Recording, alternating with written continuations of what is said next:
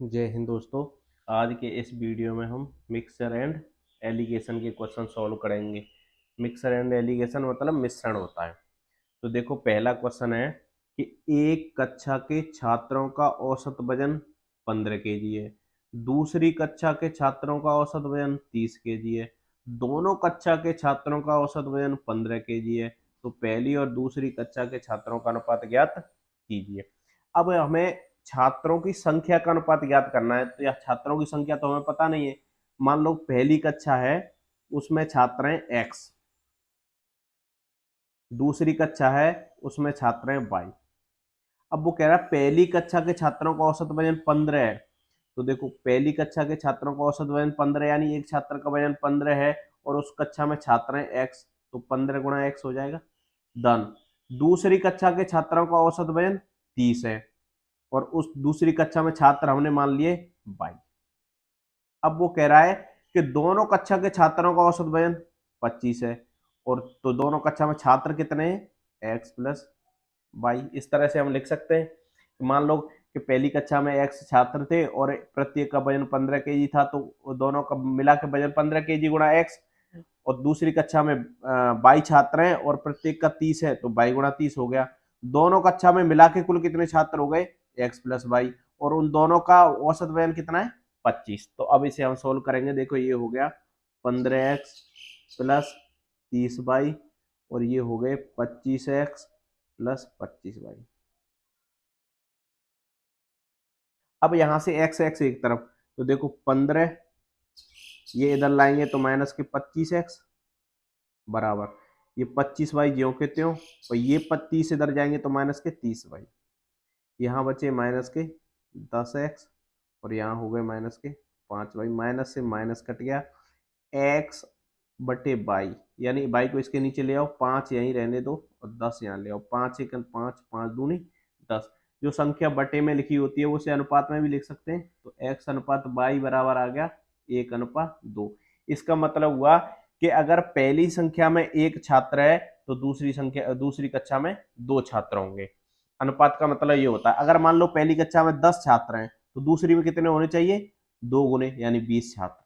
तो इस तरह से ये एक डिटेल मेथड है। अब मैं आपको शॉर्टकट बताऊंगा, बिल्कुल बहुत आसान है। देखो, ये है पहली कक्षा।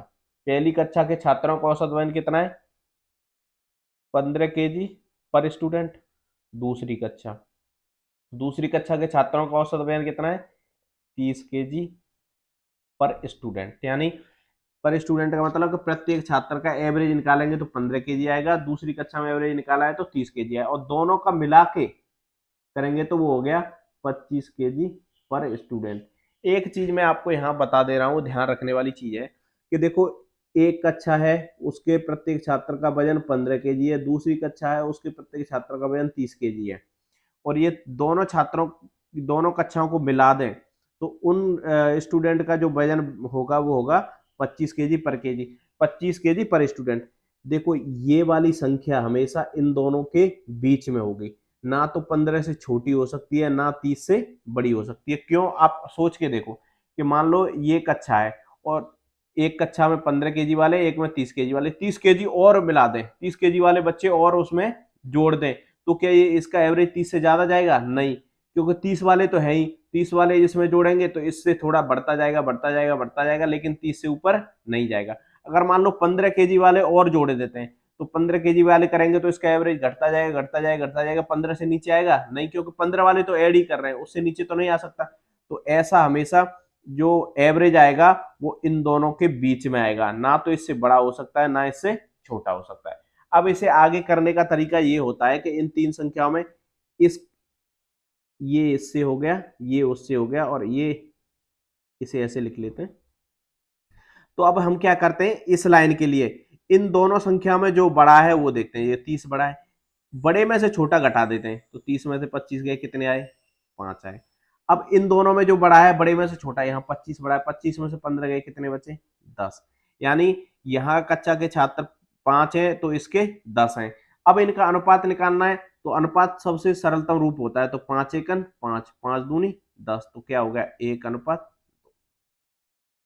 ये शॉर्ट तरीका था और ये डिटेल तरीका था। तो मुझे उम्मीद है आपको यह सवाल पूरी तरह समझ में आया होगा। अब मैं दूसरा क्वेश्चन लेता हूं, इसी तरह का है। देखो, लड़कियों तथा लड़कों की संख्या का अनुपात 1:2 है। इसका मतलब यह है कि अगर लड़की 1 है तो लड़के 2 हैं, अगर लड़की 5 है तो लड़के 10 हैं, अगर लड़की 10 है तो लड़के 20 हैं। 1:2 का मतलब ये होता है कि इस संख्या में अगर कोई एक संख्या है तो उसका वो 2 गुना हुआ है। अगर जैसे मान लो ये 5 है तो ये 10। अब कह रहा है यदि लड़कों का औसत वजन 30 है, या लड़कों का औसत वजन 30 है तथा लड़के तथा लड़कियों का दोनों का औसत वजन 25 है, तो लड़कियों का औसत वजन पूछा है उसने। तो देखो मैं पहले डिटेल बताता हूं। इसमें लड़कियों की संख्या कितनी है, मान लो 1 है, क्योंकि 1:2 है। और लड़कों की संख्या कितनी है, 2।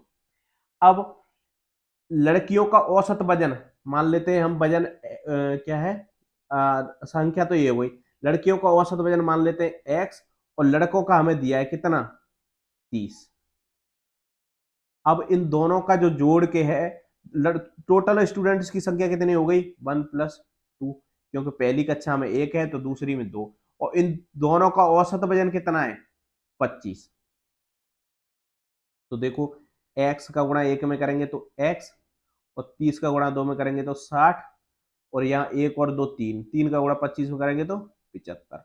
60 को उधर ले जाएंगे तो 75 - 60, और ये हो गए 15।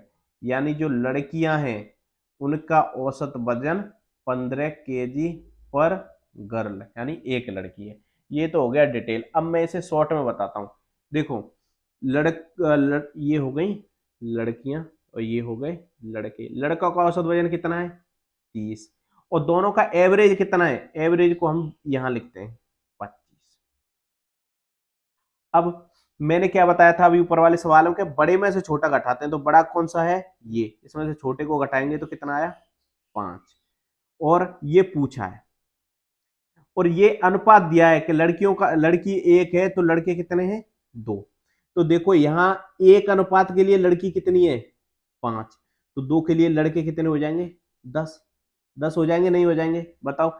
1:2 लड़कियों की संख्या है, लेकिन लड़कियों की संख्या तो 5 है, यानी 1 के लिए 5 है, तो 2 के लिए कितनी होगी, 10, यानी लड़कों की संख्या कितनी होगी, 10। तो मैंने क्या बताया था कि इन दोनों में जो बड़ा होता है उसमें से इसे घटा देते हैं। तो यहां वाली संख्या जो आएगी वो हमेशा 25, जैसे ये 25 है एवरेज, तो 25 30 से छोटा है तो यहां वाली से बड़ा होगा। तो बड़ा होने के लिए क्या करेंगे, 25 में से 10 घटाएंगे तो कितने हो गए, 15। यानी ये संख्या जो 25 है वो 15 और 30 के बीच में होगी। मैंने पहले 30 में से 25 घटाए थे, तो अब 25 में से ये वाले 10 घटाएंगे तो लड़कियों की संख्या कितनी आ गई, 15। हम इतना डिटेल में ना जाके इतना शॉर्ट में कर सकते हैं और बहुत आसानी से आंसर बता सकते हैं। और एग्जाम में हमें इसी तरीके से करना है। बस आप इसका जितना ज्यादा प्रैक्टिस कर लोगे उतना अच्छे से सवाल का आंसर दे पाओगे। तो मुझे उम्मीद है कि ये वाला सवाल आपके पूरी तरह समझ में आया होगा। और ऐसे ही वीडियो देखने के लिए चैनल को सब्सक्राइब कर लें। धन्यवाद। जय हिंद।